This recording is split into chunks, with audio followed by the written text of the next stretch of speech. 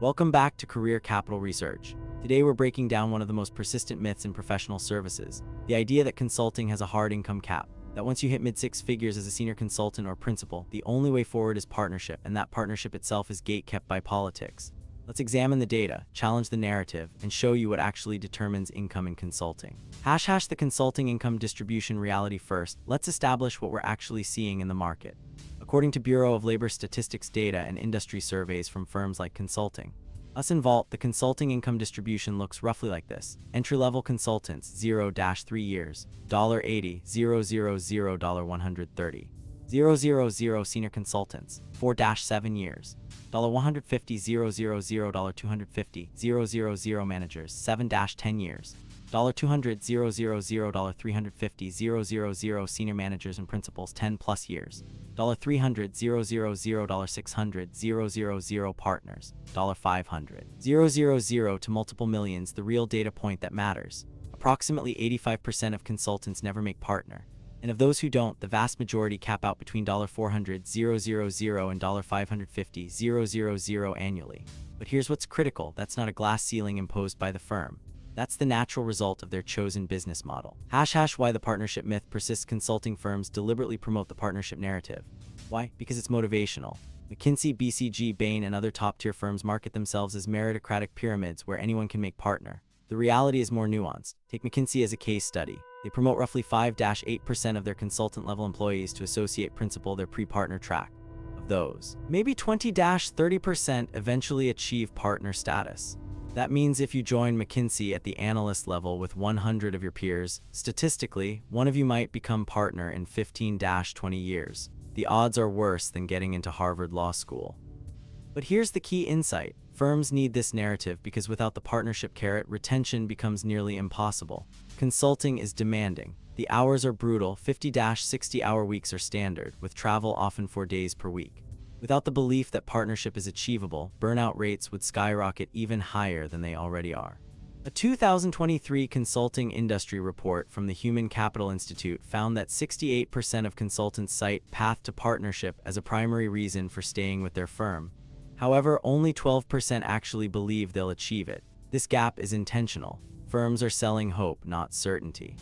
The business model constraint. The real income ceiling. Let's dig into the actual mechanics of why 6 figures becomes a ceiling for most consultants. Consulting economics are fundamentally straightforward. Your income is determined by your billable rate multiplied by your billable hours minus overhead. Let's work through actual numbers. A senior consultant at a top-tier firm might have a billable rate of $400, $500 per hour, billable utilization of 70-80%, meaning 70-80% of your time is actually billable to clients, working approximately 50 billable weeks per year, average billable hours per week. 40-45 hours, that math, $450/hour times 2. 000 billable hours annually equals $900, 000 in revenue. But that's revenue, not compensation. The firm takes 60-70% of that as overhead, office, support staff, partners, profits, infrastructure. That leaves roughly $270, 000, $360, 000 in potential consultant compensation. Add in bonuses, and you're in the $350, 000, $450, 000 range. 6 figures solidly, but nowhere near 7. Now here's where it gets interesting. To break $600, 000, $700, 000 as a non-partner consultant, you'd need to either 1. Increase your billable rate significantly, but rates are set by market and client willingness to pay, not individual negotiation. A junior partner might bill at $600, $800/hour, but you're competing with people who have partner on their business card. 2. Increase billable utilization, but consulting already demands 70-80% utilization. Going higher burns people out. Firms have learned through experience that pushing utilization above 80% increases turnover, reducing lifetime firm value. 3. Reduce overhead burden. This doesn't happen in traditional consulting. You're paying for the brand, the infrastructure, the client relationships that the firm maintains. The numbers don't work within the traditional consulting model. It's not a glass ceiling, it's geometry. Case studies. Consultants who broke the mold, but let's examine people who actually did escape the ceiling. Case study 1. The expert witness pivot. A former McKinsey senior manager we'll call Sarah spent 12 years climbing the partnership ladder. Stalled at $520, 000 annually in salary and bonus. At year 12, rather than pursue partnership, a process that would take another 3-5 years with no guaranteed outcome, she transitioned to expert witness consulting. She specialized in healthcare operations, her consulting niche. Expert witnesses bill at $250 $400 per hour. But she could control her caseload, taking 4-6 cases per year, and had significantly lower overhead. Within 3 years, she was consistently hitting $850,000 annually. The catch: it required building personal credibility separate from the firm's brand, took 18 months to establish, and involved learning litigation processes entirely. Case study 2. The fractional CMO route. Another consultant, James, spent 8 years in strategy consulting at Deloitte, reaching senior manager level at $480,000. Frustrated with the partnership track timeline, he launched a fractional consulting practice, serving mid-market companies as their part-time chief marketing officer. His model: 4-5 clients simultaneously, $30,000, $50,000 per month per client engagement.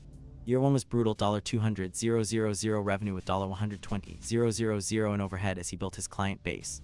By year 4, with 5 stable retainer clients, he was grossing $4 million annually, netting roughly $2 million after overhead. But this required leaving firm stability, building personal brand, managing cash flow, losing benefits, and constantly selling. Case study 3. The industry transition. Michael spent 10 years at BCG, never made partner, but was heavily involved in their technology and digital transformation work. At $510,000 annually. He had a realization: the actual value he was creating was in understanding how legacy enterprises could adopt modern tech stacks. He took a role as VP of strategy at a Fortune 500 company at $650,000 base plus equity.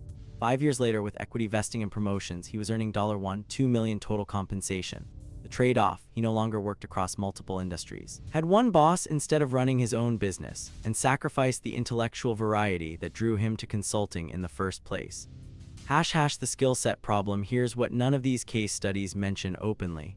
The skills that make you excellent at consulting are often orthogonal to the skills needed to build alternative revenue streams. Consulting rewards analytical rigor and frameworks, client management, and presentation ability to learn industries quickly, team collaboration.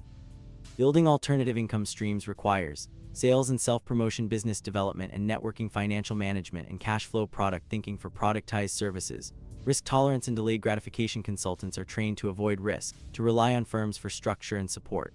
The consulting model selects for people who prefer clarity, hierarchy, and defined paths. Then, when those paths hit a ceiling, the same instincts that made them successful consultants actually inhibit their ability to break through. A 2022 study from the Center for Talent Innovation found that 73% of management consultants rated job security as a top 3 career priority. But building independent revenue requires accepting significant job insecurity. That's a fundamental psychological mismatch that rarely resolves. The partnership alternative that actually exists. Let's address the partnership question directly, because there is a real alternative. It's just not discussed much. Many firms now offer senior advisor or counsel tracks that sit outside the traditional partnership path. At firms like Accenture, and even some McKinsey offices, you can reach senior consultant roles, earn $400,000, $550,000, and stop there indefinitely without pursuing partnership. You sacrifice some bonus upside in certain client-facing opportunities, but you also sacrifice the partnership pressure, the politics, and the implicit expectation that you're constantly competing.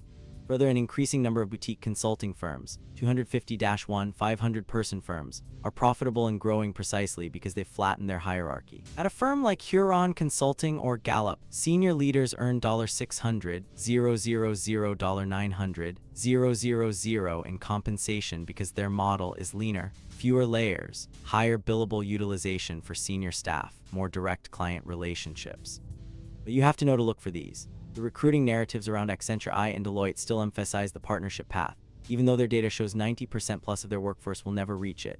The real constraint: leverage and capital. Ultimately, the income ceiling exists because consulting is a personal services business, and personal services have natural limits.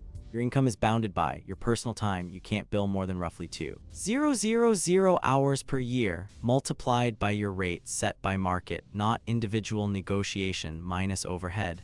That's roughly $300,000, $600,000 for non-partners. To break that ceiling, you need leverage through capital. Build a product or firm that scales without your direct time leverage through brand. Become so famous/credible that you can command premium rates. Think McKinsey partner or industry famous expert. Leverage through people. Build a team and take a percentage of their revenues. Partnership provides the third type of leverage. You're now taking economics on your team's revenue, not just your own. That's why partners make $1-3 million plus, while principals cap out at $600,000. For non-partners who want to break through, they need to build one of the other two forms of leverage, and that requires leaving the consulting firm's structure. What this means for your career if you're in consulting and thinking about income growth. Here's the actual framework. 1. Evaluate your motivation. Is partnership actually what you want? Or is it just the only visible path? Many consultants would prefer $500,000 and a 45-hour work week to $1.5 million and a 70-hour week. 2. Build skills orthogonal to consulting. If you think you might leave to build something, start developing business development, financial, and sales skills now while you have the firm's brand backing you. 3. Know the real odds. If partnership is your goal, understand that most firms have promoted 5-10% of your cohort, and that percentage is consistent. If you're not in the top 5-10%, partnership probably isn't happening regardless of politics. 4. Consider alternative structures. Boutique firms, senior advisor tracks, and industry roles often offer better work-life income trade-offs than the partnership pressure cooker. 5. Build your personal brand. The consultants who successfully broke through the income ceiling had one thing in common: they built credibility